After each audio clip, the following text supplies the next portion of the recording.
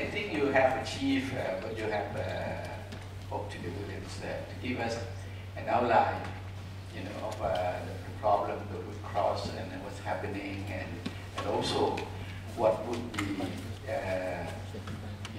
waiting for us in the future, what will be in store for us. I like to add, a little bit to what you have said here. I was ambassador to the EU, and 1993 to 1997, and I was there also as number 2, 1983 to 88. So I was there, present at the EU creation of the EC, the Eurozone. I was there also. And but as you know, I still know that actually the EU, when it started, it had a political objective, as you said. John Monnet, wanted to have peace in Europe after the Second World War. That's why it created so many institutions like Cold Steel, and then finally it became the EU. I'd like to tell you also that there are many steps. Like you have the free trade, ASEAN free trade. Then you have the common market. You have achieved that. Then you have the monetary union. They have got the Eurozone. But actually, it's not really a union because all countries are members. Only some countries are members. And finally, what they want to achieve would be a political union. And if they can achieve the political union, it would be a United States of Europe. You see, in my view, to add to what I explained, is that the EU, because they have big ambitions, but finally they cannot achieve all 100%. So for example, the Eurozone, they could not achieve all 100%. And they only have the Euro as a currency.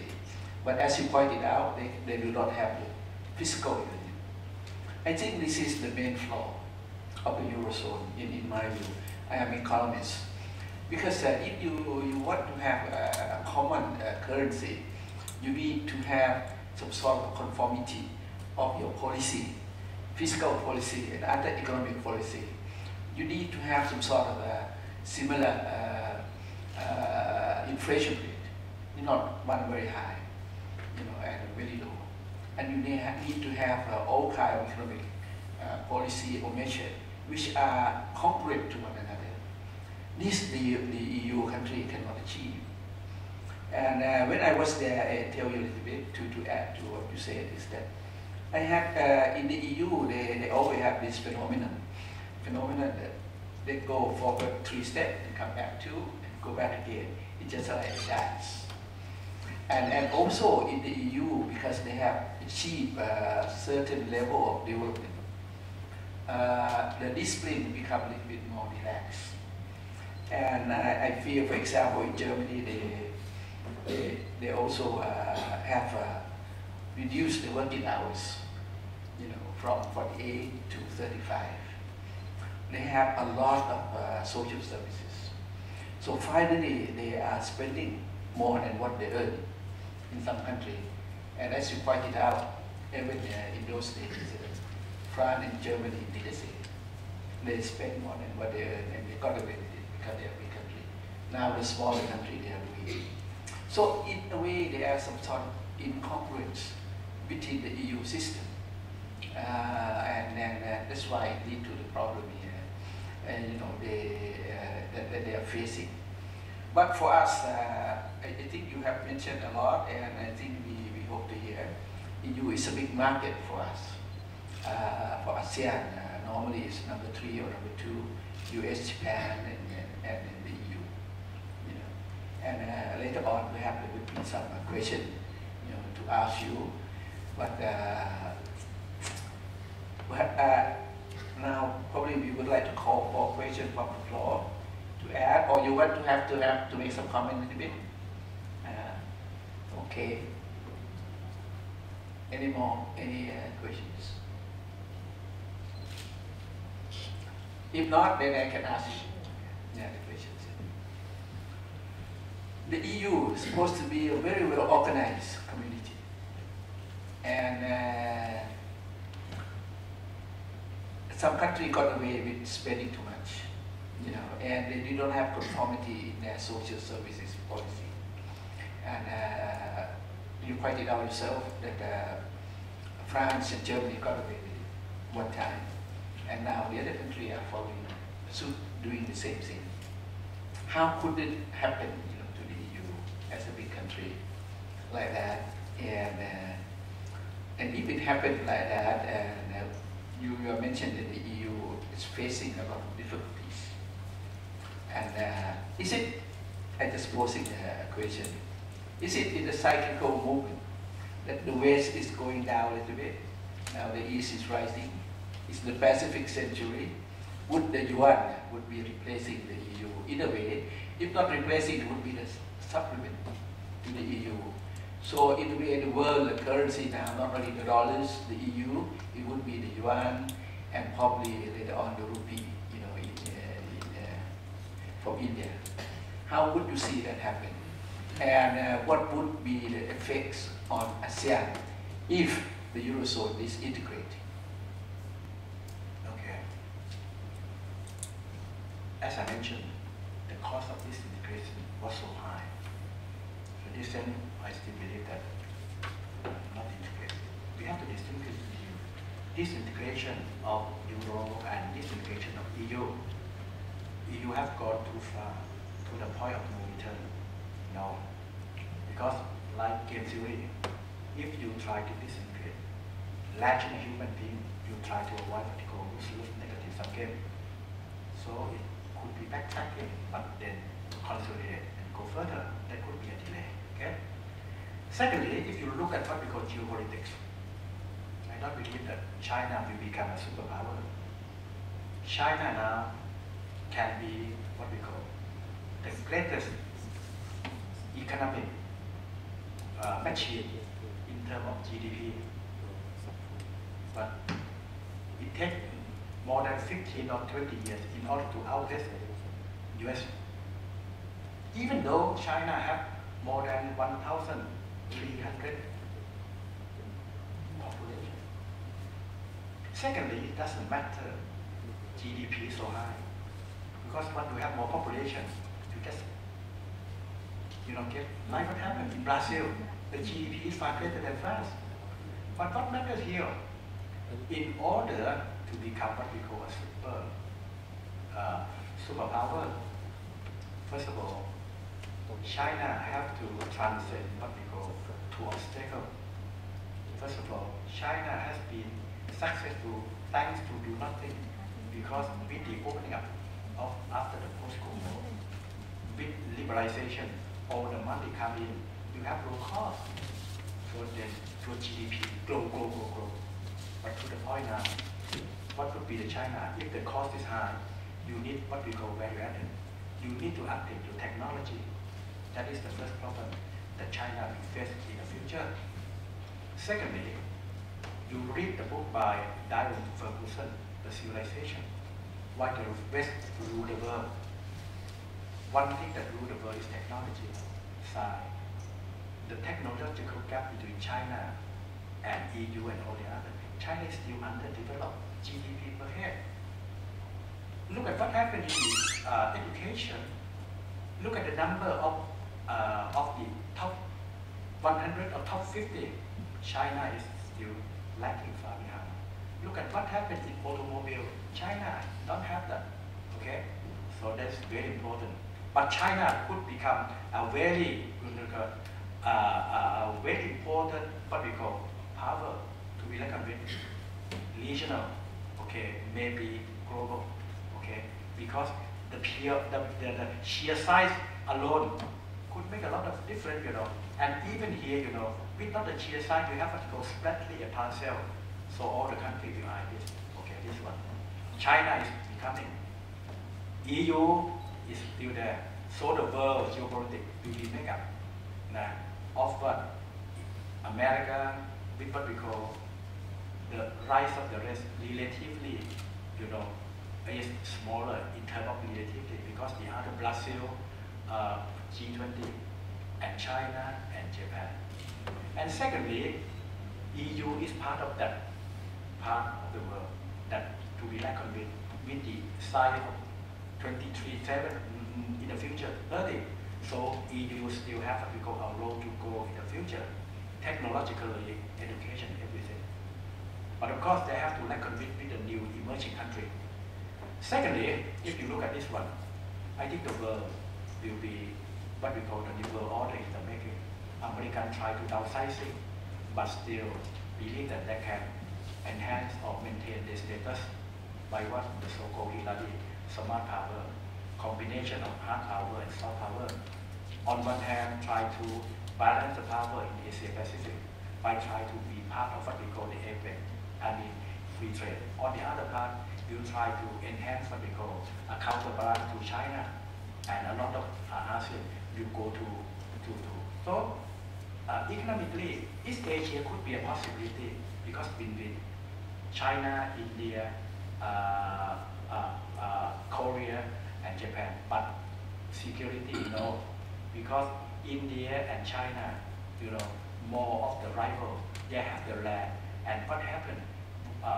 All these countries, even India, they need what we call a more aligned with America rather than China. So that it could be the difference. East Asia could be what we call economic power, but not what we call political power. There could not be something like what happened in EU. Even EU, you have what we call foreign policy and you have security, but here we don't have. So what we need, what we have is what we call more than ASEAN, ARF, ASEAN Regional Forum. So this sense means that the geopolitically, America still have a lot of role, declining because comparing and sharing with all the other. EU is still over there. And with the new emerging, India, China, and the grouping, G20, something like that, Iran, Brazil, BRIC. But Brazil and BRIC will not go far. You look at the BRICS, they have different. They can be joining in some issue, but a lot of different. India and China, okay? What the difference? China and Russia is still what we call dictatorial in a sense, but all the other three is liberal democracy.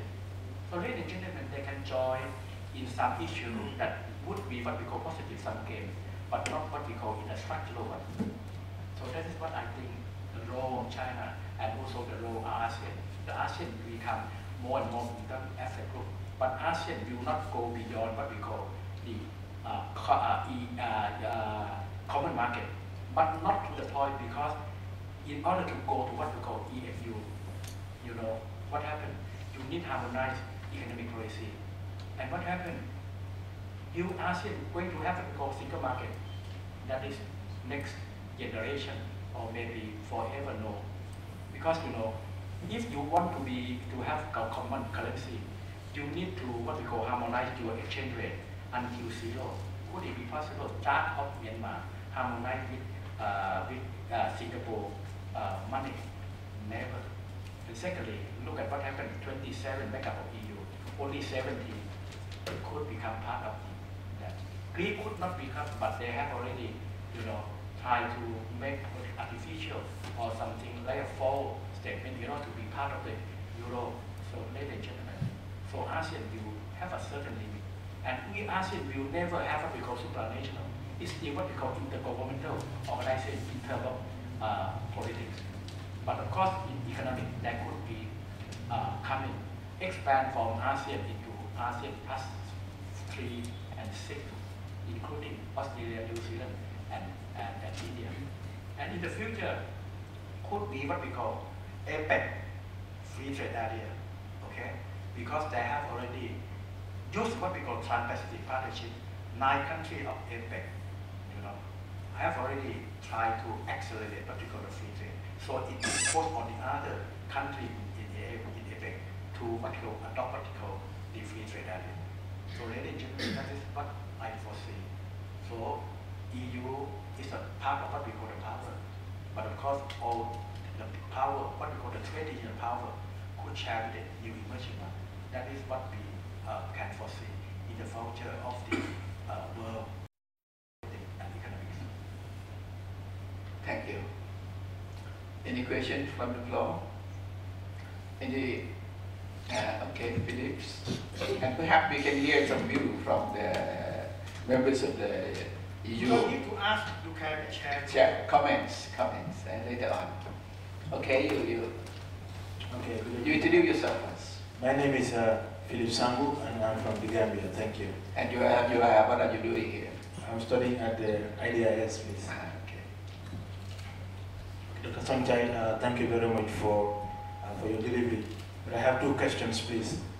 The first one is, how comes that this problem was not foreseen in the Eurozone before it became a crisis?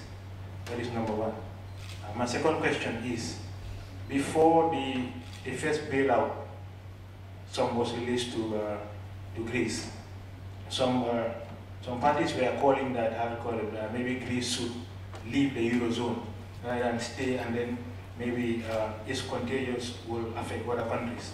So my question now is, if Greece were to exit the Eurozone at that time, what was going to be the specific implication of the Eurozone? For the first question, they could not foresee because we are living in a new age, the so-called fat world. Fat world means what happens in one country can have what we call spontaneous, happening around the world.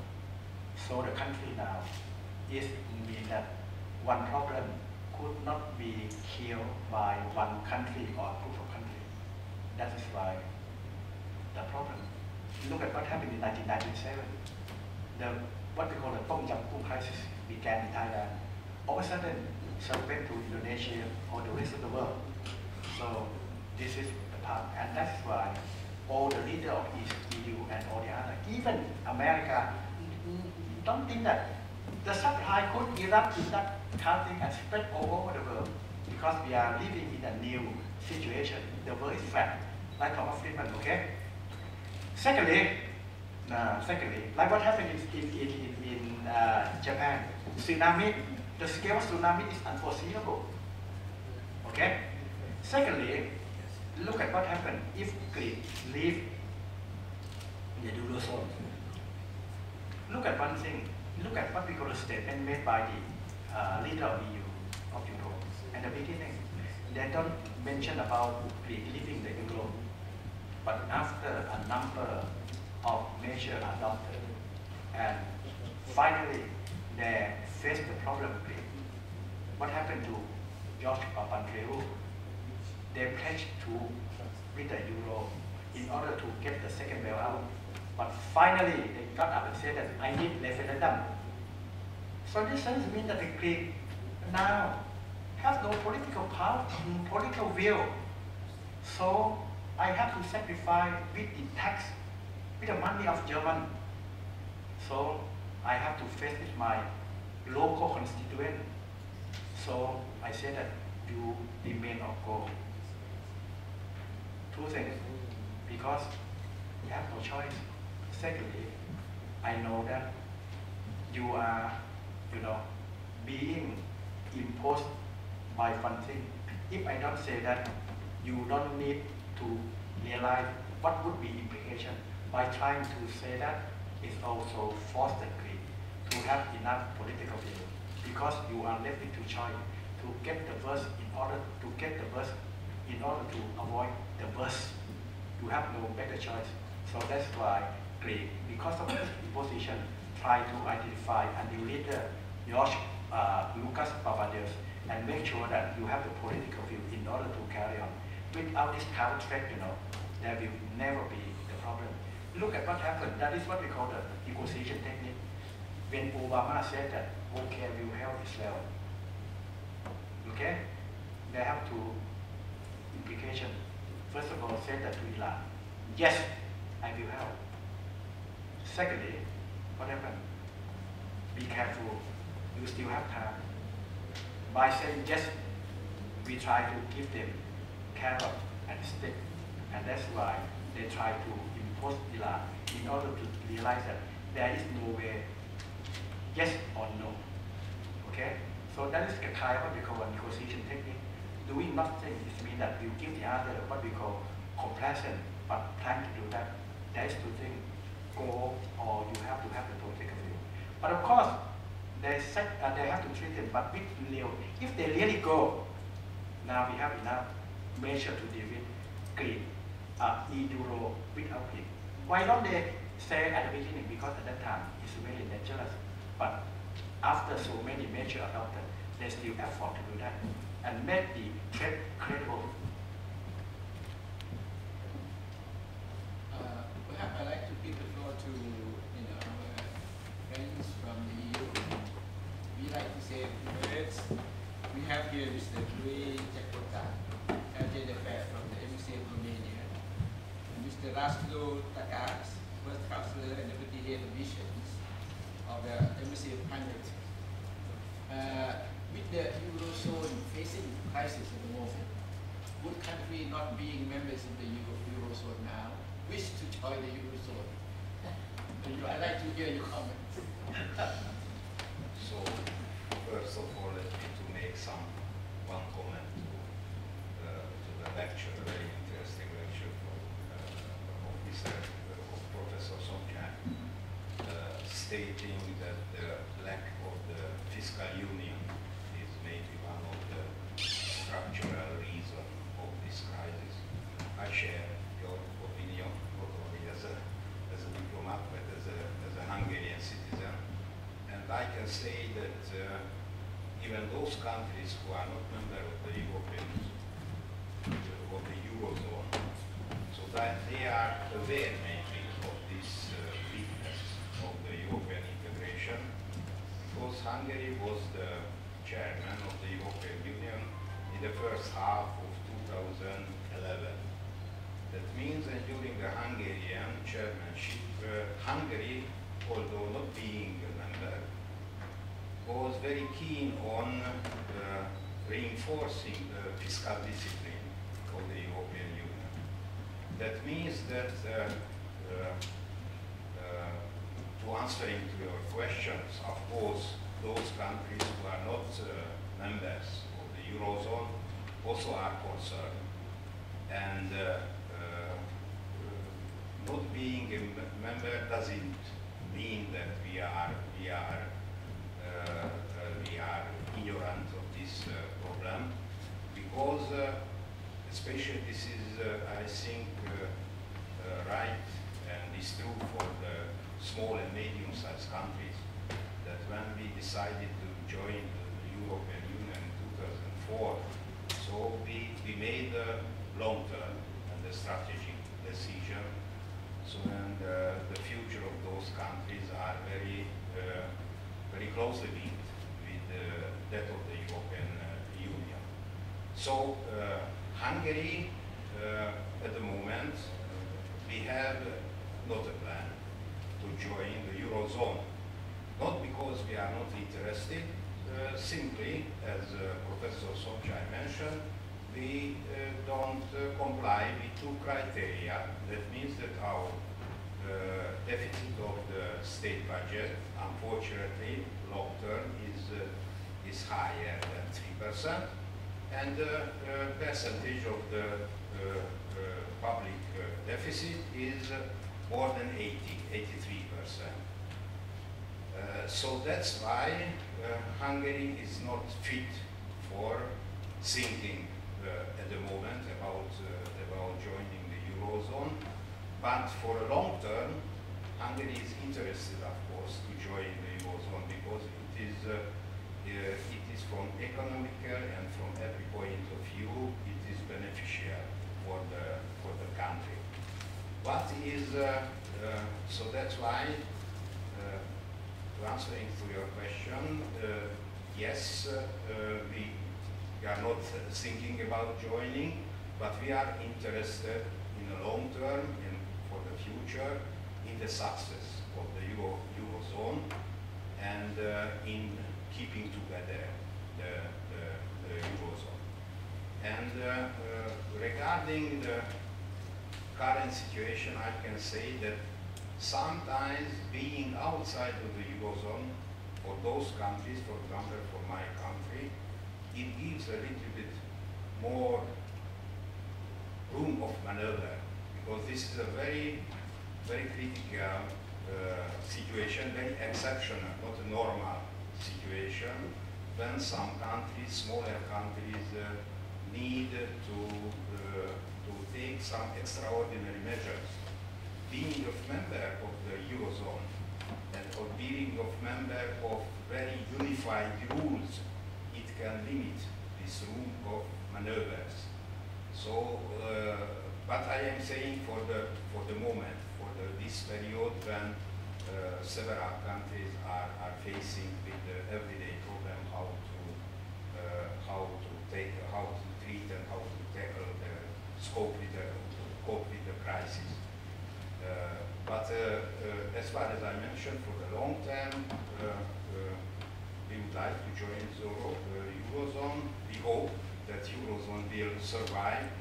And as Professor Somchai mentioned, for us the history of the European Union is always is understood and perceived as a controversial procedure, but all wave of crises always moved forward finally. The final outcome was, there were several times when the people were talking about the crisis of Europe, of the European Union in the 70s, in the 80s.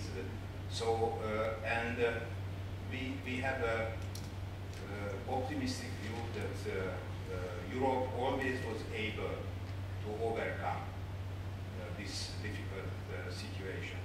So now I agree with you. This is a very serious. We shouldn't underestimate the seriousness of the crisis, but we hope for this energy of this capacity of the European Union to overcome the periodic crises. So this was my answer. Any comment? Would you like to make a comment? Friend from Romania. Yes, thank you. I'm Shajid Aferi, the Embassy of Romania. Thank you so much. I'm so pleased to be here as a diplomat, but also as a long-time interested person in academic thoughts and freedom of expression. And thank you so much for making such a brilliant and eloquent presentation of the historical perspectives of the European Union. What is the euro unity, the monetary unity without people unity? This is what it boils down to. In order to preserve the monetary unity, Europe and any other common venture like Europe, similar to Europe, should preserve the unity of people. So that's why European Union is such a great project. And I would like to say this for the young people, for the students of IDIS. It's such a great project because it started from making peace and ensuring stability. And it then slowly trickled into social cohesion and elimination of economic polarization. So now more than ever, it is important to keep the unity between the peoples of Europe, because Europe is not a country. Europe is a conglomerate, 27 countries, each one with its own sovereignty. So in times of crisis, peoples, nations want to keep their sovereignty rather than give up sovereignty. So the question for Europe today is how to negotiate each nation's and each people's sovereignty. How much to give up in order to maintain stability. And you pointed out very clearly that this is one point, the political point of the crisis. And secondly,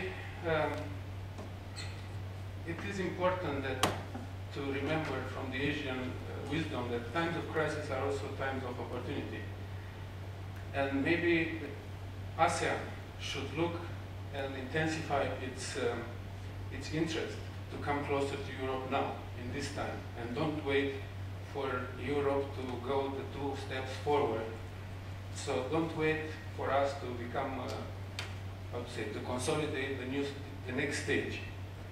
Come closer now and forge the new relationships, like the free trade agreement. Now is the great time for it. And this is what the European Union is looking forward to achieve also, a greater commitment and a greater engagement economically and politically to Asia. Economically through the free trade agreements. Thailand, for instance, is one candidate for that, and maybe it's time to reinitiate the talks about the free trade agreement, and also politically for European Union to be a part of the Treaty of Amity and Cooperation in Asia. So this way, in this time, maybe opportunities are there, and our leaders are looking and should look closer to come closer in economic and in political cooperation. So that was my comment. Unity of the people to sustain the unity of finance and of monetary joint venture. And secondly, times of crisis in economy, politics can be favorable for nations, peoples, and continents to come closer.